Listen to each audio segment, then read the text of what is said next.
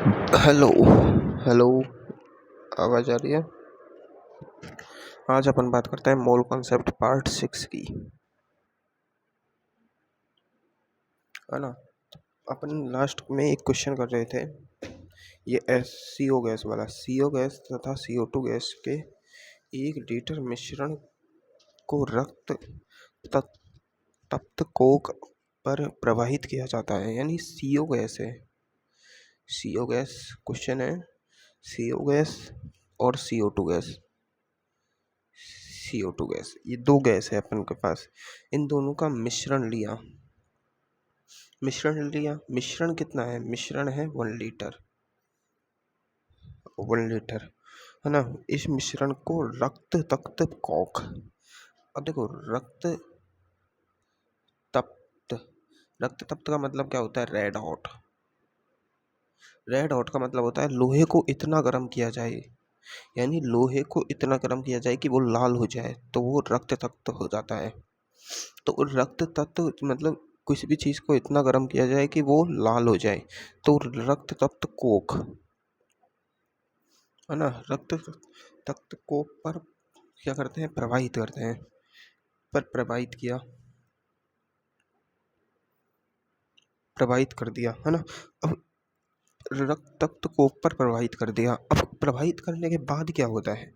जो परिणामी आयतन है ना, परिणामी, वो जो परिणाम आयतन है वो 1.4 लीटर हो जाता है ना। ये इतना आयतन हो जाता है। तो गैसीय मिश्रण का प्रारंभिक संगठन ज्ञात करो। तो गैसीय जो मिश्रण है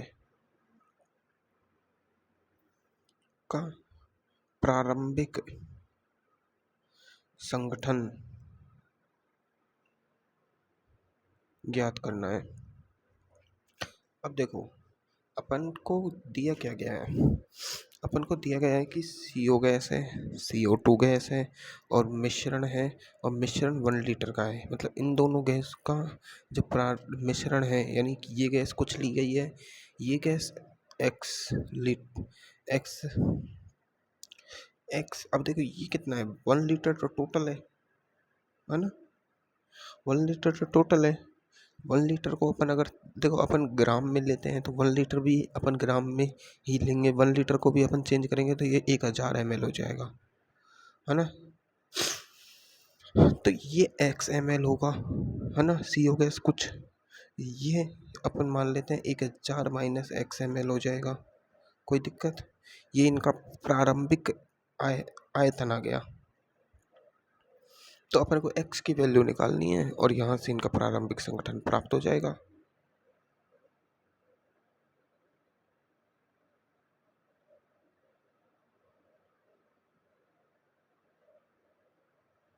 है ना, ये प्रारंभिक आयतन प्राप्त हो जाएगा।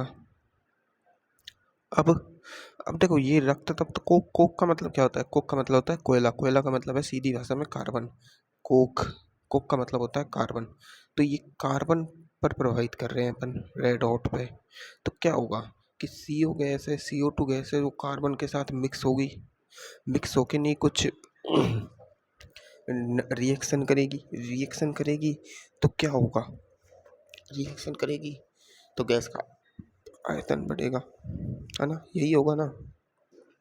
तो अब अपन को क्या पता, अपन को कितना पता है कि वो क्या होगा? अपने पास देखो, CO गैस, है ना, और CO2 गैस, इन दोनों का मिक्सचर है ना।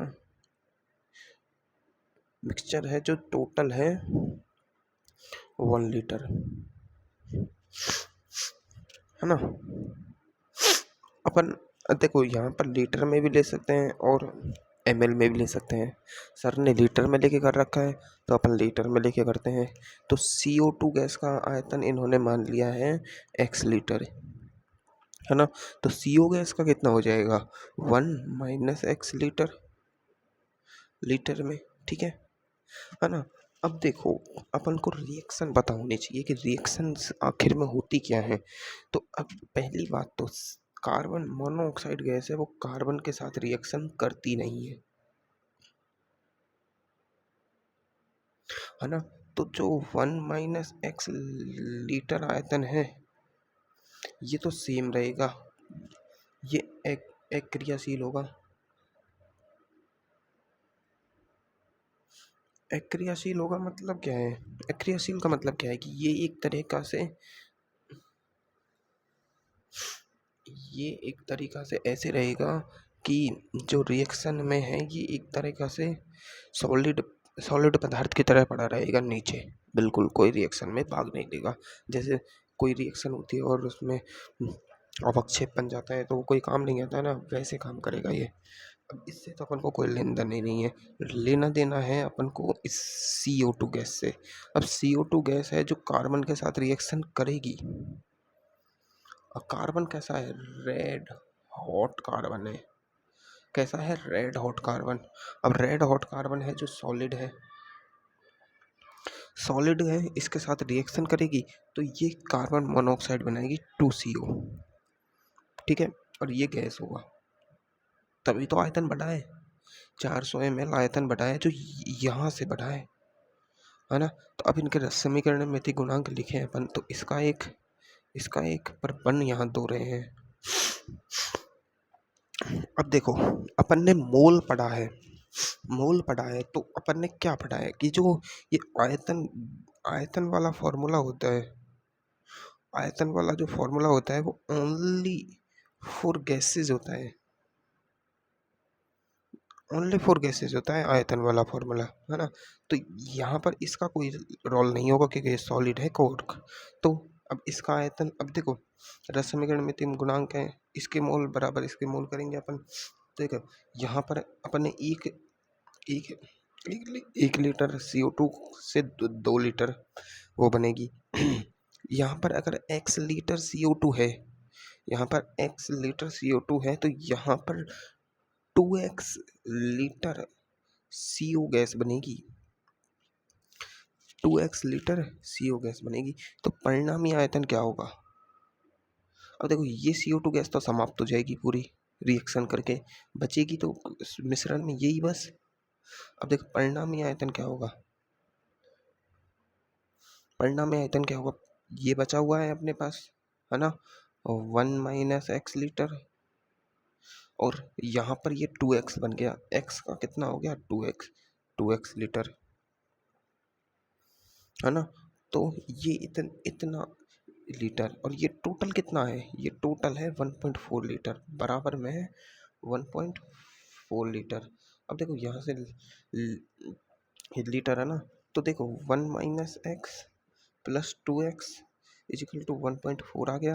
तो देखो ये 1 - x, ये माइनस का x है, ये प्लस का 2x है, ये हो जाएंगे 1 - x equal to 1.4, x equal to ये x है जो इधर ले जाओ, ये इधर ले आओ, 1 - 1/4 बराबर x, है ना।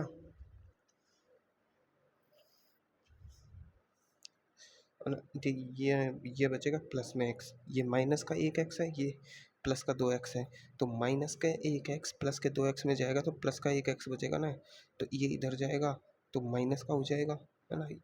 ये इधर आएगा तो यहाँ 0.4 माइनस का, अरे यार 0.4 के बच रहा है, हाँ 0.4 बराबर माइनस का x, माइनस से माइनस चल जाएगा, x की वैल्यू यहाँ से आ जाएगी अपने पास 0.4 लीटर, और 1 - x करने पर 1 - 0.4 करने पर अपने पास आ जाएगी 0.6 लीटर। यहाँ पर CO गैस है पहले से, और 0.4 लीटर यहाँ पर CO2 गैस थी पहले से। ये इनका प्रारंभिक संगठन है। बस हो गया क्वेश्चन। अब अपन ट्राई करते हैं नेक्स्ट क्वेश्चन, है ना। तो क्वेश्चन नेक्स्ट है जो अच्छा क्वेश्चन है।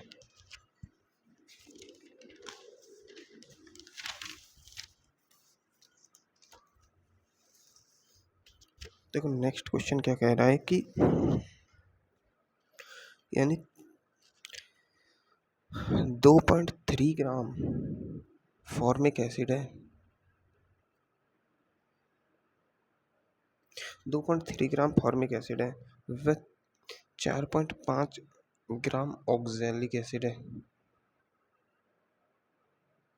ना। ये दो चीज़ें हैं अपने पास, इतना तो फॉर्मिक एसिड है और इतना ऑक्जेलिक एसिड है। अभी के को सांद्र H2SO4 के साथ उपचारित करने के पश्चात अब इन दोनों को, है ना, इन दोनों को क्या किया है, को सांद्र, मैंने सांद्र और तनु का मतलब समझाया था ना। सांद्र का मतलब होता है जिसमें एसिड की मात्रा ज़्यादा हो। तनु का मतलब क्या होता है, जिसमें पानी की मात्रा बहुत ज़्यादा हो। तनु का मतलब जैसे इतना पानी ले लिया 100-200 ml, उसमें 1-2 बूंद एसिड की डाल दी तो वो तनु बन जाएगा। उसमें अगर इतना पानी लिया और 20 से 30% एसिड डाल दिया तो वो हो जाएगा सांद्र, हैवी एसिड। और एक होता है तनु एसिड, है ना। दोनों के दोनों की रिएक्शंस अलग अलग होती है, सांद्र और तनु की, क्योंकि दोनों की रेट ऑफ रिएक्शंस बहुत अलग होती है। कोई फास्ट काम करता है, एक स्लो काम करता है ना। तो सांद्र H2SO4 के साथ, सांद्र H2SO4 के साथ साथ उपचारित किया, है ना। अब उपचारित किया, उसके पश्चात जो प्राप्त गैस है, उसके पश्चात पश्चात प्राप्त गैसीय मिश्रण, गैसीय मिश्रण को KOH में से गुजारा। उसके पश्चात जो प्राप्त गैस है उसे KOH में से गुजारा। अब STP पर शेष उत्पाद का द्रव्यमान ज्ञात करो। अब इतना काम कर दिया अपन ने, उसके बाद STP पर, क्वेश्चन लेंदी है लेकिन आसान है। STP पर शेष, ये सब कुछ करने के बाद शेष उत्पाद का द्रव्यमान बताओ कितना है।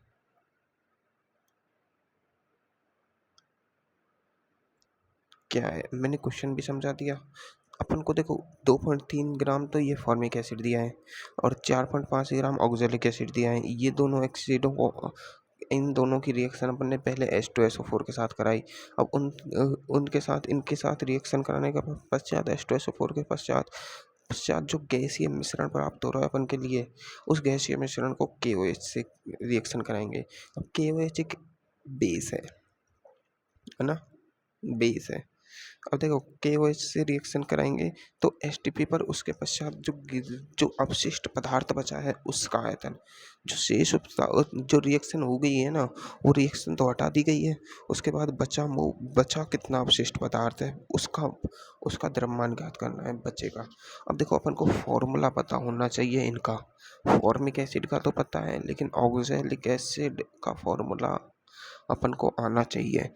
ऐसी ये मतलब ये ट्रिकी क्वेश्चंस होते हैं जो सिर्फ फिजिकल के नहीं हैं ये क्वेश्चंस।